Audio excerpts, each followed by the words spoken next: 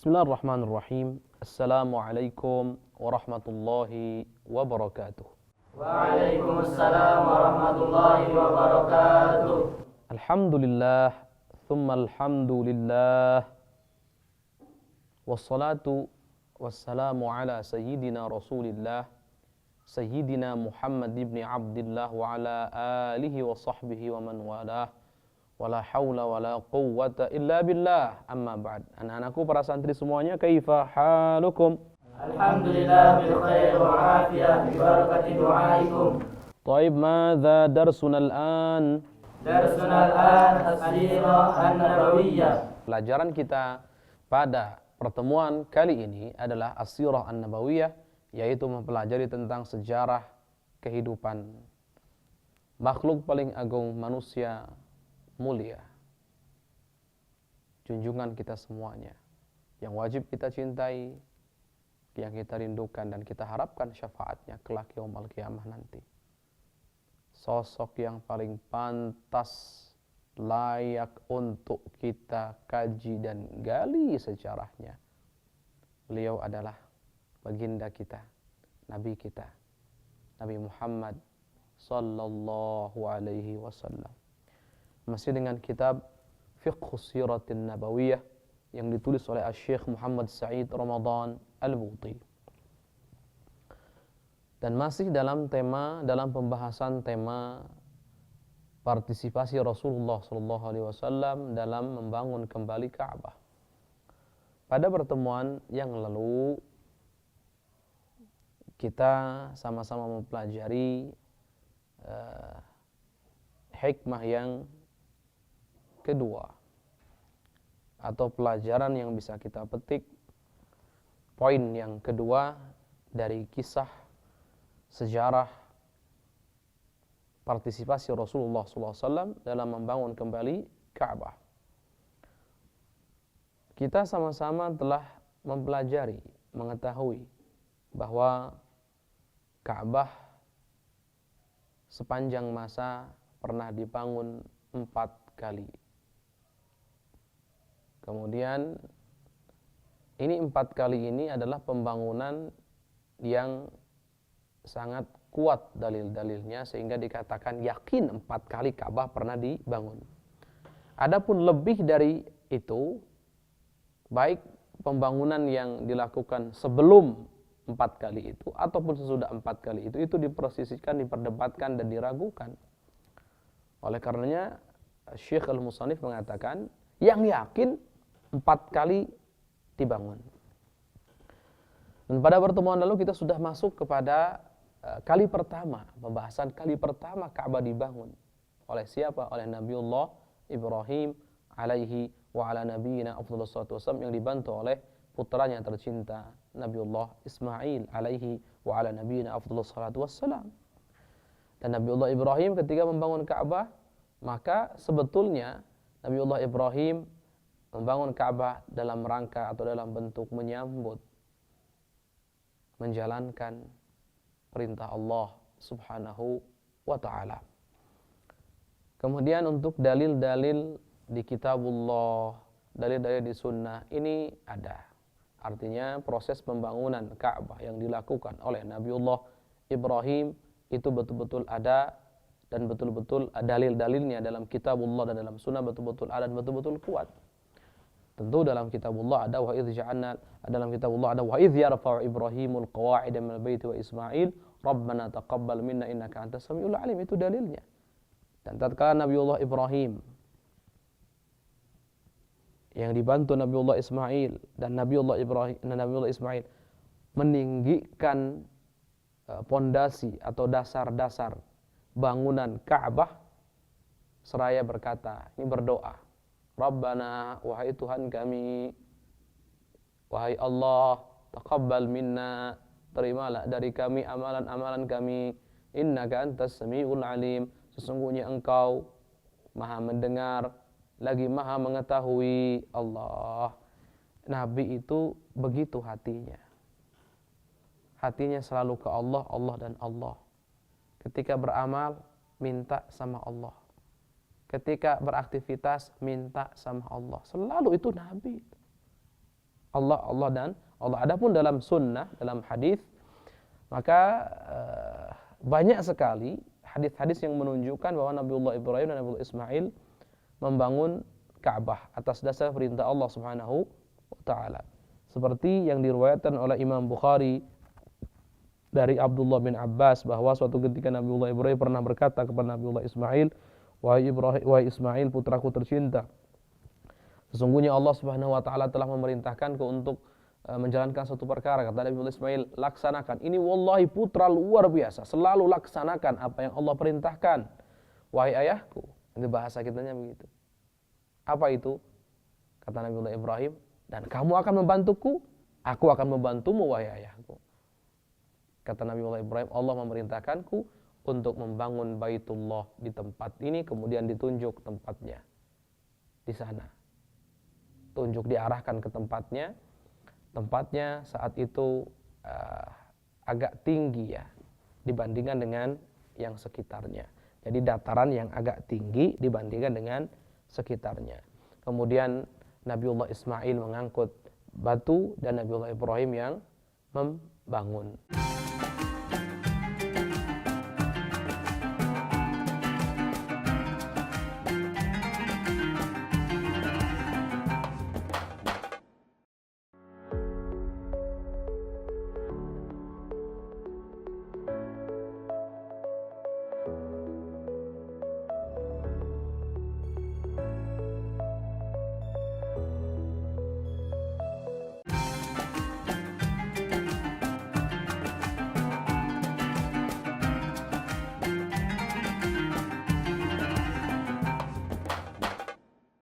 Pada pertemuan lalu pula kita telah sama-sama mengetahui bahwa Imam Zarkashi menukil dari kitab Tarikh Makkah.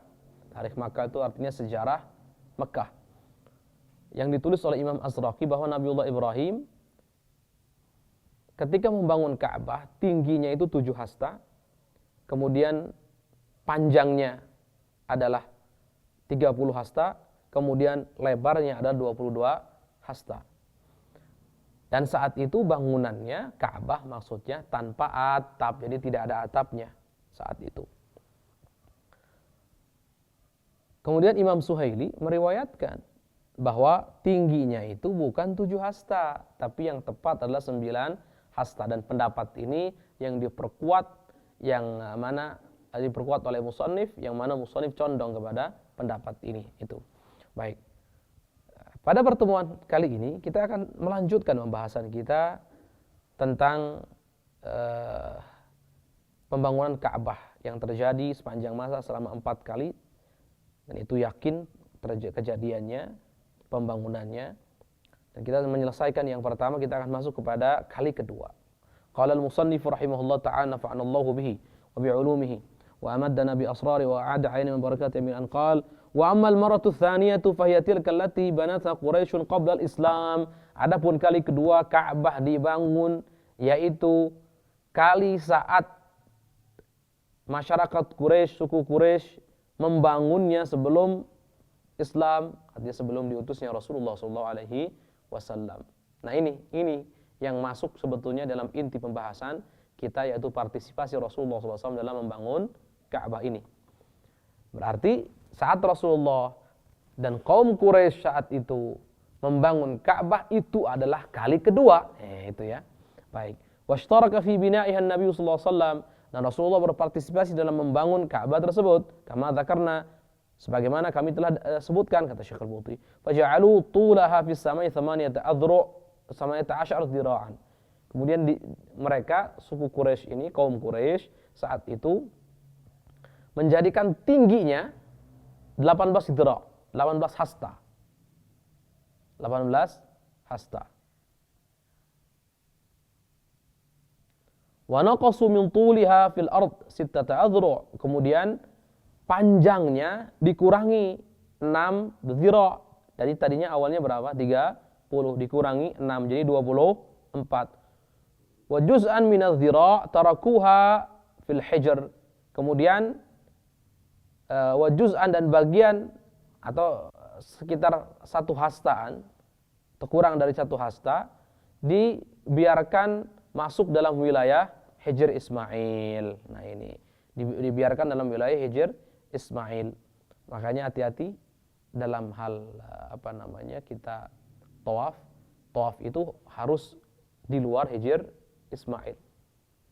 Harus di luar Hijr Ismail. Karena ingat tawaf itu mengelilingi Ka'bah. Artinya tidak boleh masuk dalam Ka'bah.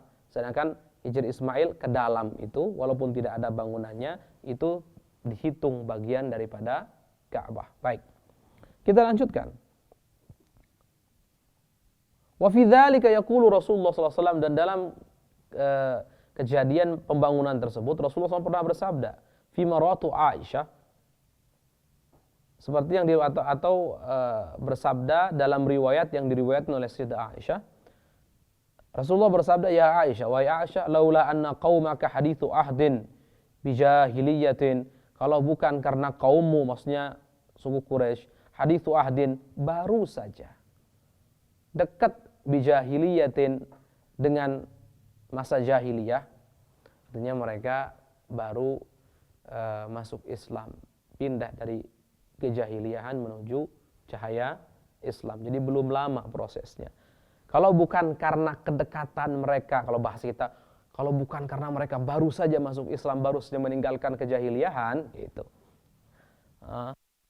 Bil baiti fahuddim, maka niscaya aku akan memerintahkan untuk menghancurkan Baitullah. Maksudnya, awas, jangan salah paham. Fa'adkhaltu fihi ma ukhrija minhu. Maksudnya akan dibangun kembali sesuai dengan bangunan alaihi wa ala nabiyina afdhalus salat wassalam. Makanya beliau mengatakan, dan aku akan masukkan apa yang telah dikeluarkan daripada bait itu, wa azlaqtu, dan aku akan tempelkan, wa alzaqtu bil ard, dan aku akan tempelkan dasarnya dengan bumi. Wa ja'altu lahu baban, aku akan jadikan baban, pintu, syarqiyan, dari arah timur, wa baban, satu pintu lagi, gharbiyan, dari arah barat. Fa balaghtu bihi asasa Ibrahim, maka aku akan sampai kepada pondasinya dulu yang dibangun oleh Nabiullah Ibrahim. Jadi intinya Rasulullah SAW ingin mengembalikan Ka'bah kepada ukuran semula saat awal dibangun oleh Nabiullah Ibrahim alaihi wa ala nabiyina afdhalus salat wassalam. Hanya apa yang saat itu mengurungkan niat Rasulullah?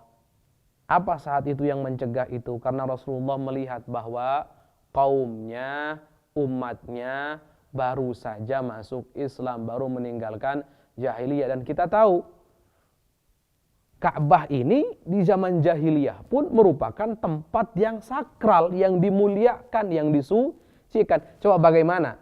Mereka baru saja masuk Islam. Kemudian Rasulullah contohnya menghancurkan Ka'bah. Mereka akan berpikir bagaimana? Ini ada katanya ngaku Nabi, tapi kok Ka'bah Baitullah dihancurkan? Padahal mereka tidak tahu bahwa tujuannya dihancurkan untuk dibangun kembali, bukan untuk dihancurkan sebagai bentuk penghinaan, bukan, tapi ingin dikembalikan kepada ukuran aslinya. Hanya orang awam adalah orang awam, orang baru hijrah adalah orang baru hijrah. Perlu diperhatikan mereka, perlu dimengerti mereka. Sehingga lihat, dakwah itu perlu cerdas. Bagaimana Rasulullah SAW melakukan ini? Rasulullah mengatakan, laula anna qaumaki hadithu ahdin bijahiliyatin. Kalau bukan karena kaummu, maksudnya suku Quraisy itu baru saja meninggalkan kejahiliyahan, baru saja masuk kepada cahaya Islam, niscaya aku akan hancurkan Baitullah, aku akan bangun kembali sebagaimana ukuran aslinya. Itu maksudnya. Simpelnya itu. Dan kita tahu tentunya panjang yang tadinya berapa? Panjangnya yang tadinya 30 zira, 30 hasta, dikurangi 6 zira, jadi 24 hasta saja. Berarti ada yang dikeluarkan dari Baitullah padahal dia bagian dari Baitullah. Itu diperhatikan. Ada yang dikeluarkan padahal dia bagian dari Baitullah. Dan Rasulullah tentu sebagai seorang nabi ingin membuat segala sesuatunya seperti sesuai dengan perintah Allah.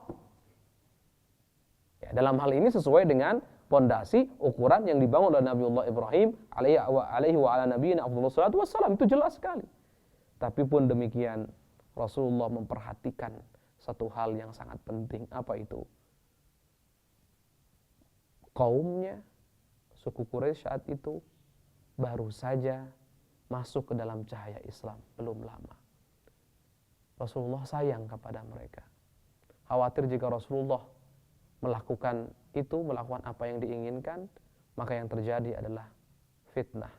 Maka yang terjadi adalah khawatir hati mereka tidak kuat, baru saja masuk Islam, bisa jadi gara-gara perkara itu, bisa jadi keluar lagi karena mengira Rasulullah tidak memuliakan Ka'bah, tidak memuliakan Baitullah dan seterusnya. Ini kan fitnah-fitnah yang akan terjadi.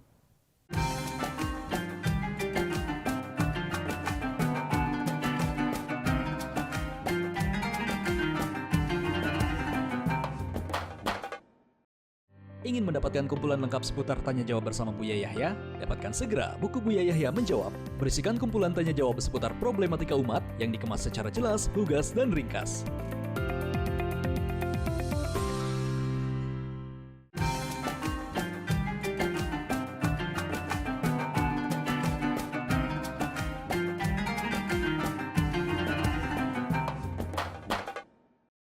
Wa ammal marrah tsalitsatu, adapun kali ketiga. Kali kedua sudah. Ya. Dan tentu dari kali kedua tadi proses bagaimana pembangunan kali kedua ini yang berkaitan dengan tema pembahasan inti kita sebetulnya, partisipasi Rasulullah SAW dalam membangun kembali Ka'bah. Baik. Wa ammal marrah tsalitsatu, adapun kali ketiga, faqad kanat 'inda mahtaraqal baitu. Itu terjadi ketika Baitullah Ka'bah terbakar. Zamana Yazid bin Muawiyah, Yazid bin Muawiyah. Jadi masa Yazid bin Muawiyah. Allah. Hina ghazat hajuyushuh, ketika Ka'bah atau Baitullah atau kota Mekah diperangi oleh tentara-tentara Yazid bin Muawiyah min ahli Syam, dari negeri Syam. Ini diantara sejarah kelam yang terjadi pada umat Islam. Wa khulasatu dzalika, kami tidak akan panjang lebar membahas ini karena ini adalah momentum yang sakral dan emosional sekali. Wa khulasatu dzalika, dan inti kejadian itu, annahum, mereka tentara-tentaranya Yazid ini, hasaru Abdullah bin Zubair, jadi mengepung Abdullah bin Zubair di Makkah, di kota Makkah. Tentu beliau Abdullah bin Zubair adalah pemimpin di kota Makkah saat itu. Biqiyadatil Husain ibn Namir As-Sakuni, yang dipimpin tentara tersebut oleh seorang yang bernama Husain bin Namir atau bin Numair As-Sakuni. Ini nama pemimpin tentaranya. Fi akhiri sanati 36 Hijriyatan, di akhir tahun 36 Hijriah. Bi amrin min Yazid, atas dasar perintah Yazid bin Muawiyah. Wa ramaul baita bil manjanik, innalillah. Dan mereka melempari bait Ka'bah, maksudnya bil manjanik. Manjanik itu kita kalau kita tahu mainan anak-anak tradisional dulu namanya ketepel. Manjanik itu ketepel yang besar. Jadi untuk melempar batu yang kadang-kadang juga batu itu sudah dibakar begitu, dari jarak jauh begitu dilemparkan. Jadi besar sekali, bayangkan batu besar sekali dari jarak jauh dilemparkan menuju sasaran yang dituju, itu manjanik namanya. Fatahaddama wahtaraq, kemudian saat itu Ka'bah menjadi runtuh dan terbakar saat itu. Fantadhara Ibnu Zubair, dan Abdullah bin Zubair menunggu, hatta qadiman nasul mausim, sampai umat manusia saat itu datang ke kota Mekah karena biasanya musim haji. Musim haji itu biasanya umat manusia lagi-lagi berkumpul di kota Mekah. Fastasyarahum qailan, maka Abdullah bin Zubair mengajak musyawarah umat saat itu, seraya berkata, ayyuhan nas, wahai manusia, wahai umat manusia, asyiru alayya, tolong fil Ka'bati, tolong berikan masukan kepadaku tentang Ka'bah ini. Anquduha thumma abni bina'aha, aku hancurkan, aku ratakan terlebih dahulu, kemudian aku bangun kembali, au uslihu ma wahiya minha, atau hanya merenovasi yang rusak-rusaknya saja. Jadi kan tadi runtuh, tentu masih ada sisa-sisa yang belum runtuh. Jadi pilihannya dua. Beliau mengajak musyawarah ini, Abdullah bin Zubair. Pilihan yang pertama, apakah dihancurkan terlebih dahulu, diratakan dengan tanah, kemudian dibangun kembali, atau jangan diratakan, direnovasi saja, yang rusak-rusak saja, yang hancur-hancur direnovasi kembali. Baik. Faqala lahu Ibnu Abbasin, Abdullah bin Abbas berkata kepada Abdullah bin Zubair, ara an tusliha ma wahiya minha wa tada'a baitan aslaman nasu alaih wa ahjaran aslaman nasu alaiha.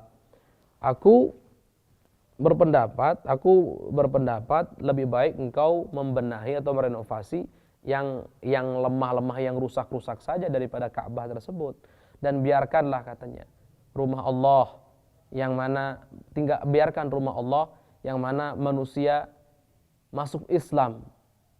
Masuk Islam artinya tentu menggambarkan keislamannya, menunjukkan keislamannya di bait tersebut, di Baitullah tersebut, di Ka'bah tersebut. Wa ahjaran aslaman nasu 'alaiha, dan biarkanlah bebatuan yang umat manusia Islam atau masuk Islam, atau menggambarkan, mewujudkan keislamannya di situ, di sekelilingnya tentunya.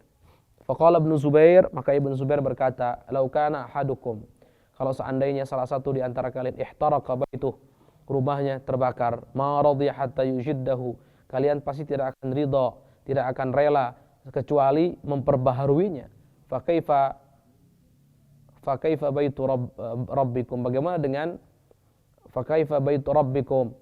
dengan rumah Tuhan kalian, rumahnya Allah. Ibn Zubair ini balasannya begini, kalau seandainya ada rumah salah satu di antara kalian terbakar, maka apa yang kalian lakukan?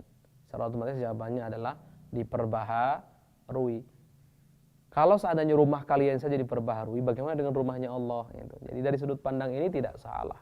Cuman sudut pandang Abdullah bin Abbas juga adalah baik, karena beliau memperhatikan sisi ini adalah rumah yang sakral, yang mana umat Islam berkumpul di sini, mereka masuk Islam. Artinya mereka memang mewujudkan atau menampakkan keislamannya di sini. Allah. Kemudian Ibn Zubair menyatakan, inni sesungguhnya aku mustakhirun Rabbi, akan meminta istikharah, akan melakukan istikharah kepada Allah. Istikharah itu meminta ditunjukkan yang terbaik. Jadi kalau ada seorang muslim, hamba Allah Subhanahu wa taala, menghadapi dua perkara dan dua-duanya ini adalah sama kuatnya, artinya memang sampai membuat dia ragu, maka caranya bagaimana? Untuk memilih salah satunya adalah dengan cara istikharah. Inni mustakhirun Rabbi thalathan, 3 kali. Tsumma azimun ala, atau 3 hari. Tsumma azimun ala amri. Jadi beliau Abdullah bin Zubair akan melakukan istikharah kepada Allah Subhanahu wa taala, meminta kebaikan 2 perkara, salah satu dari 2 perkara selama 3 hari lamanya. Kemudian setelah itu akan diputuskan. Tsumma basyara naqdahu, kemudian setelah selesai istikharah, beliau memutuskan untuk diruntuhkan saja semuanya. Ba'da 3 ayyam, setelah 3 hari. Ini mustakhirun Rabbi thalathan, mungkin 3 kali beristikharah atau 3 hari. Baik. Tsumma basyara naqdahu ba'da 3 ayyam, kemudian diruntuhkan setelah 3 hari. Hatta balaghu, setelah 3 hari istikharah, hatta balaghu sampai rata dengan datan min haulih. Kemudian Ibn Zubair mendirikan tiang-tiang di sekitarnya. Wa arkha 'alaiha sutur, kemudian ditutupi dengan satir, dengan penutup. Tsumma basyaru fi raf'i bina'ih.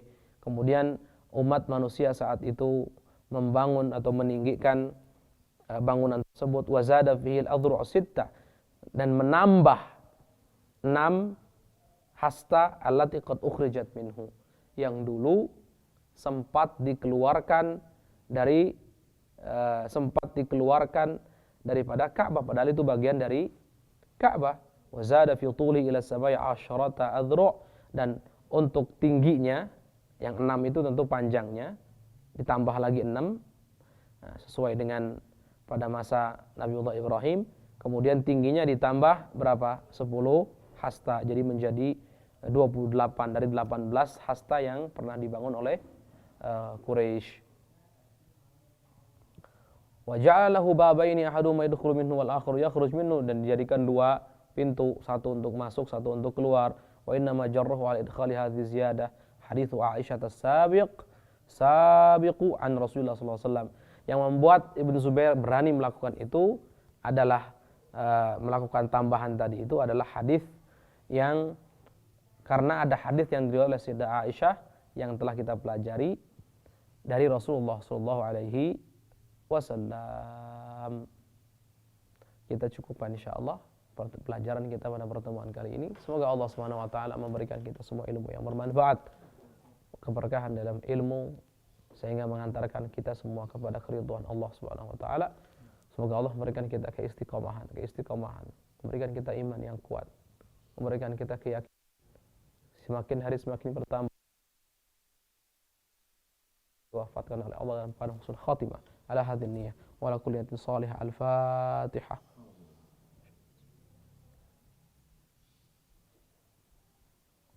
Assalamualaikum warahmatullahi wabarakatuh. Waalaikumsalam warahmatullahi wabarakatuh.